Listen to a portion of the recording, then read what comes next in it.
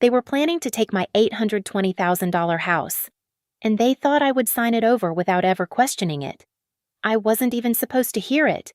I was standing just outside the dining room door, my hand pressed flat against the wall, frozen as my father's voice slipped through the narrow gap. "She's a burden," he said, calm, certain, like it wasn't even open for discussion. Not angry, not emotional, just decided. My name is Lillian Hayes. I'm 29 years old, and until that moment, I thought I understood my place in my family. I didn't. I didn't move. I barely breathed. I just listened. "She'll sign." My father continued. "She always does." A second voice. "Caleb." Lower. "Careful. $820,000 is not something you walk away from. We just need to handle it right." My stomach tightened. Handle what right? My mother's voice followed, softer but controlled. "You can't push her too fast. She needs to feel like it's her decision." A pause, then a quiet laugh. "We've done this before." Something inside me didn't break. It adjusted, because that was the moment I understood this wasn't a conversation. It was a plan, and I was the only one in the room who didn't know I was part of it. I leaned closer, just enough to hear my father again. "She won't fight it," he said. "She never does." I almost opened the door, almost stepped in and forced them to look at me, but I didn't. I stepped back instead. Slowly, quietly, because for the first time in my life, I wasn't the one walking in blind. I was the one who knew, and they had no idea. Stories like this fictional, but rooted in situations many people recognize are shared by Revenge Pulse not to expose individuals, but to reflect on choices, boundaries, and the quiet moments that change everything.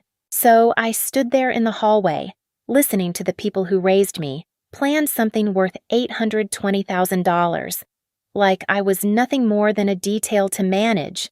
And the only question left was what happens when the burden finally decides not to play her role anymore. I waited a few seconds before opening the door, just enough to make it believable.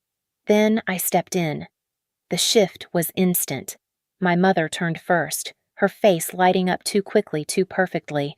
"Our dear daughter is back," she said warmly, like nothing had happened, like I hadn't just heard every word. I smiled back, carefully. My father didn't look at me right away. He lifted his glass, took a slow sip, then gave a small nod. "You're home early." "Work finished sooner," I said, taking my seat. Caleb leaned back, relaxed, like he'd rehearsed this too. "Perfect timing," he said. "We were just talking about you." "Of course you were." I folded my hands in my lap, steady. "About what?" "Nothing serious," my mother said quickly. "Just family things. Family things." The words sat between us polished, hollow. Dinner continued, but now I could see it. Every glance, every pause, every sentence placed exactly where it needed to be. Not natural, strategic. Then my father cleared his throat. "There's something we should discuss soon," he said. "About the house." I looked up. "What about it?" "Just paperwork," he replied, too quickly. "Routine. Nothing complicated." Caleb nodded. "Yeah, just making sure everything's in order. In order." I felt the weight of those words, but I didn't show it. The house, under my name, worth $820,000, and suddenly, their smiles made sense.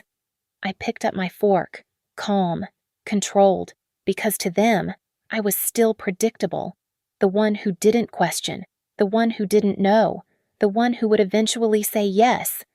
But I did know, and they had no idea.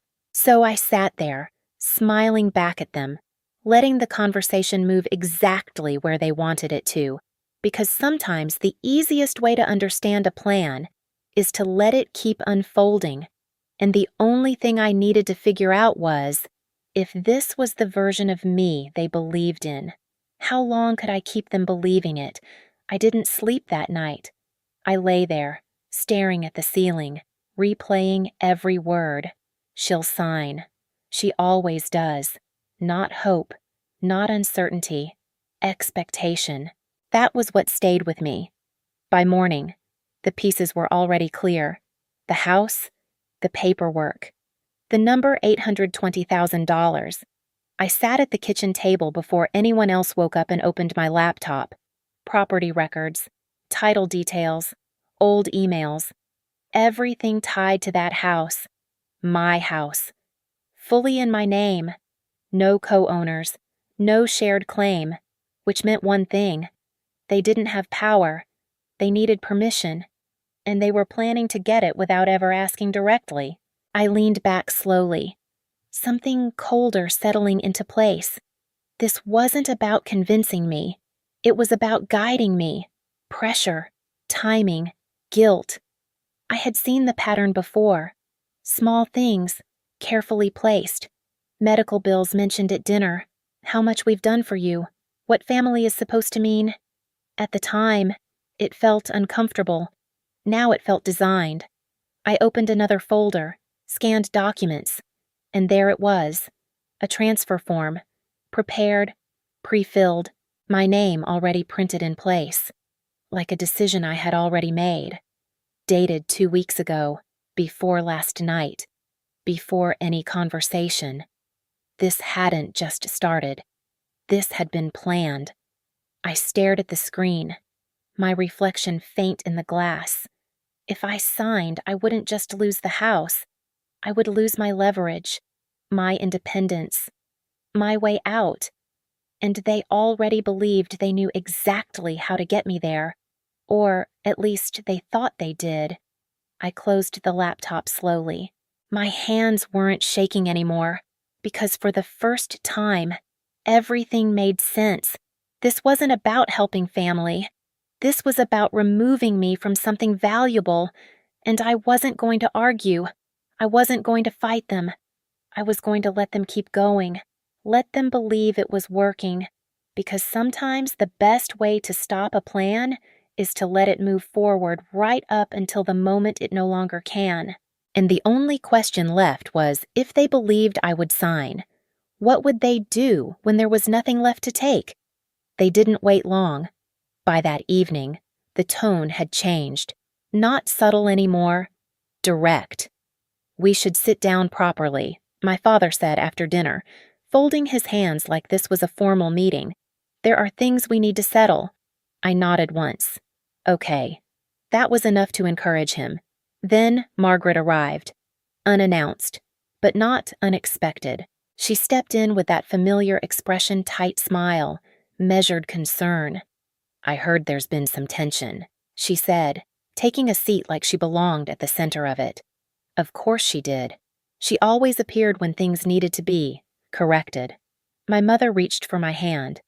We're just trying to do what's best for everyone, she said softly. There it was. The shift. Not pressure yet. Emotion. We've given you everything, my father added. Calm, controlled.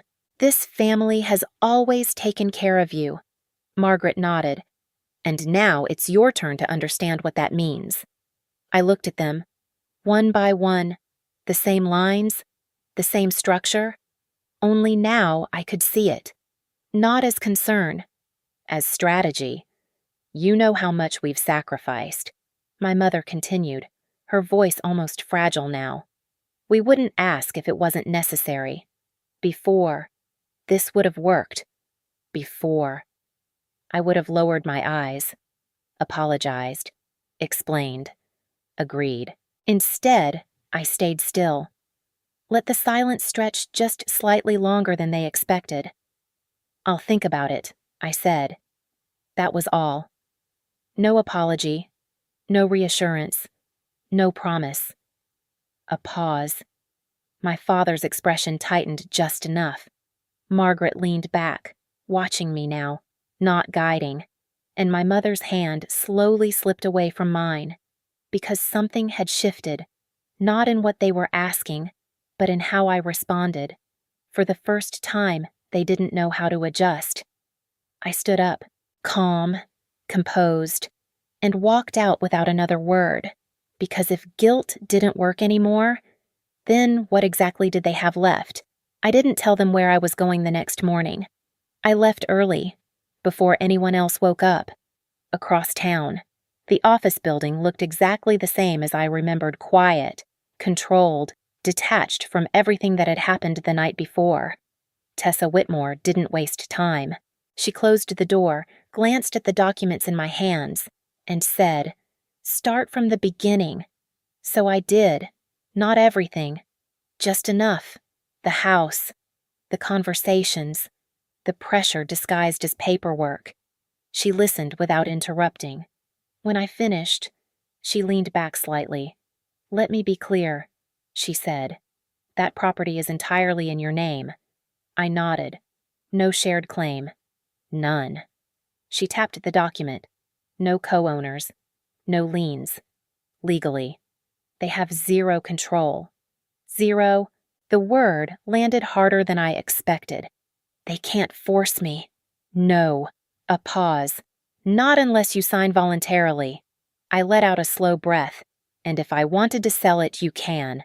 No hesitation. Immediately. Without their consent.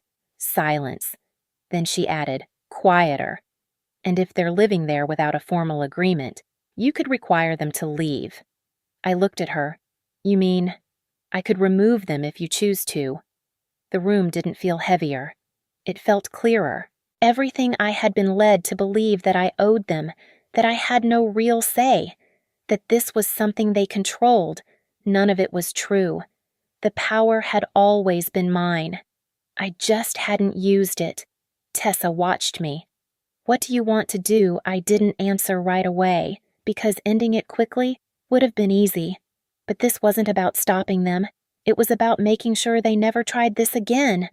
"I'll handle it," I said, not by arguing, not by refusing, but by removing the entire situation they thought they controlled.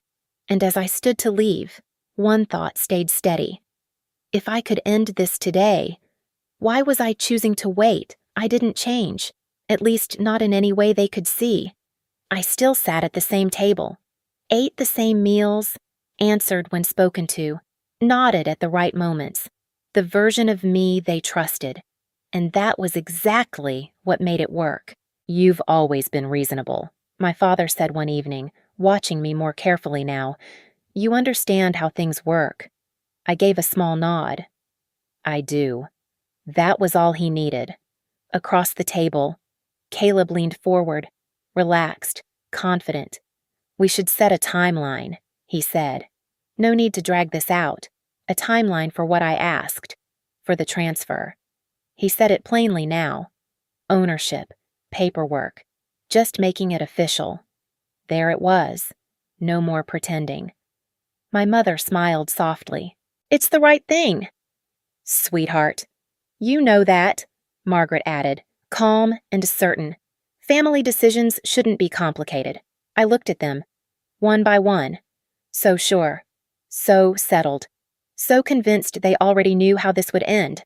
"I understand," I said, and I did. Just not in the way they thought. Because while they were planning timelines, I had already made calls, signed documents of my own, set things in motion they couldn't see. Every step they were preparing for was already too late. Still, I let the silence sit just long enough to feel natural. Then I picked up my glass. Calm, steady, predictable. Exactly who they believed I was. Someone who would eventually agree. Someone manageable. Someone safe. But the version of me they trusted was the one that no longer existed. And the more certain they became, the easier everything became for me, because they were waiting for a signature, and I was already finished. So, as the conversation continued, unchanged on the surface, one thought stayed quietly in place. They were waiting for something that was never going to happen, and they had no idea. If they believed I would sign, what would they do when they realized there was nothing left to sign? They chose Sunday. Of course they did. Late afternoon. Clean table. No distractions. Everything arranged with quiet precision, less like a conversation, more like a ceremony. The papers were already laid out when I walked in. Stacked. Aligned. Waiting. My father stood at the head of the table, one hand resting on the documents. "Good," he said. "Let's get this done. Not discussed. Done." My mother sat beside him, her eyes softer than usual. "We didn't want to rush you," she said gently. "But this is important for all of us." Caleb leaned back, watching me with quiet satisfaction. Margaret sat upright, hands folded, observing. A family moment. That's what they wanted it to feel like. I stepped closer, looked down. My name was already printed, signature line marked, everything prepared like the decision had already been made. "This just transfers ownership," my father said, sliding a pen toward me. "Nothing changes. Nothing changes." I picked up the pen, felt its weight. The room went still. No one spoke. They didn't need to, because in their minds, this was already over. I lowered the pen, paused, let the silence stretch just enough. Then I set it down. "I'll do it tomorrow," I said calmly. Silence. My father frowned. "Tomorrow I want to review it again," I said, properly. My mother nodded quickly. "Of course. That's responsible." Caleb exhaled, almost amused. "Makes sense." Margaret gave a small, approving smile, and just like that, the tension disappeared. Because to them, this wasn't hesitation. It was confirmation, a delay. Before the inevitable, they had seen enough.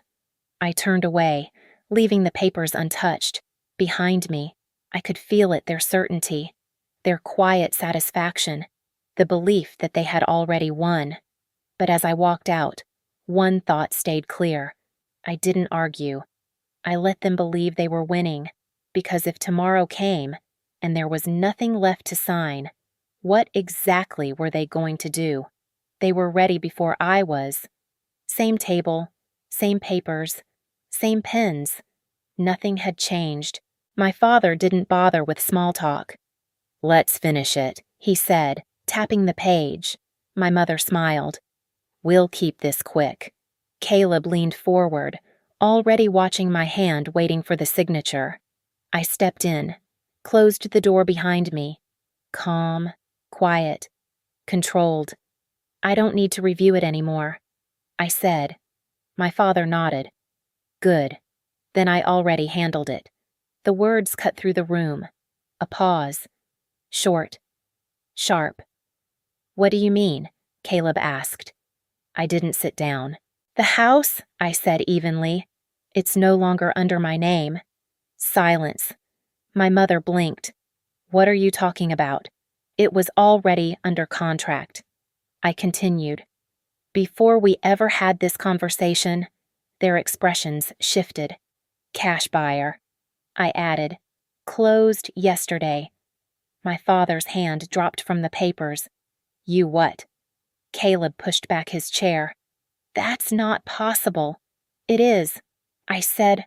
"The deal is complete, final, irreversible." There was nothing left to transfer. My mother shook her head. "You can't just do that without telling us I can." I said. "Legally." My father's voice hardened. "Where is the money handled? Not yours." Caleb's composure cracked. "Do you realize what you just did?" "That property was mine," I said. No hesitation, no apology, just truth. And just like that, everything they had built collapsed. No signature, no transfer, no $820,000. Nothing. The papers in front of them meant nothing now. My mother's voice dropped. "Why would you do this to us?" I looked at her. Steady. Because for the first time, I understood the real question wasn't what I had done, it was what they had lost. And as the room filled with silence, anger, and something close to panic, one thought settled in. Now that the money was gone, What exactly were they going to try to take from me next? It didn't take long. By the next day, the story had already started spreading. Not what happened. Their version of it. "She's ungrateful," my father said into the phone, loud enough for me to hear. "After everything we've done for her." By evening, it wasn't just family anymore. It was everyone. Messages, calls, concern dressed up as judgment. "I heard you sold the house without telling your parents. That must have hurt them. Family should come first." I didn't respond. I waited, because this was the part they understood best. Control the story. Control the outcome. My mother leaned into it. "We never asked for anything," she told a small group in the living room. "We just wanted stability for the family." Margaret nodded. "Some people forget where they come from." And just like that, the narrative shifted. Not about what they tried to do, but about how I reacted. I stepped into the room, quietly. My father was mid-sentence. She made a decision without thinking about anyone but herself. I set my phone on the table. "Finish that," I said. He stopped. Everyone turned. I pressed play. His voice filled the room, clear. "She's a burden." Silence. Then Caleb's voice. $820,000 is not something you walk away from." My mother's voice. "She needs to feel like it's her decision." The recording ended. No explanation, no argument. The truth didn't need help. It just needed to be heard. No one looked at me. They looked at them. My aunt stood up first, slowly. "I didn't know it was like this," she said. And just like that, they lost the room. No one defended them, not one. Margaret looked down. My father said nothing. My mother's face shifted, not anger, not denial, just empty. Because the story they built was gone, and for the first time, there was nothing left to replace it. So I stood there, calm, letting the silence settle where it belonged. When everyone has heard the truth, what exactly do they have left after that night? Everything changed. Not loudly, but completely. The calls slowed first, then the messages, the invitations to talk, to fix things, to move forward as a family stopped, because the version of me they were reaching for didn't exist anymore. My father tried once. He stood outside my apartment building a week later, waiting. "We should talk," he said. "About what?" He didn't say. Not the recording. Not the plan. Not calling me a burden. "I don't think there's anything left to discuss," I told him. His jaw tightened. "You've made this harder than it needed to be. Harder. Not wrong, not unfair, just inconvenient." My mother called days later, her voice softer now. "Careful. We never meant for it to go this far. Still no apology." "I know," I said, and that was all I gave her. Because closure doesn't come from the words people should say, it comes from realizing they never will. I heard later they were struggling. The house gone. The plan gone. The money they had already counted gone. The new owner moved in 2 weeks later. They had to leave. Not because I forced them, because they had nowhere else to go. Caleb stopped calling. Margaret stopped mentioning my name. And for the first time in years, no one was trying to define who I was. No expectations, no pressure, just space. I stood by the window of my new place one evening, looking out over a city that didn't know me and didn't need to. And for the first time, that felt like freedom, because nothing they tried to take ever defined my value. And nothing they lost could change it. The house they thought they would take from me was never theirs. And now it never would be. Stories like this, created by Revenge Pulse, are meant to reflect the quiet ways control can hide inside families and the moment you realize you don't have to accept it. Sometimes, knowing your worth isn't loud, it's a decision. And if this story stayed with you, take a moment to reflect and follow the channel for more stories that remind us what we should never give away.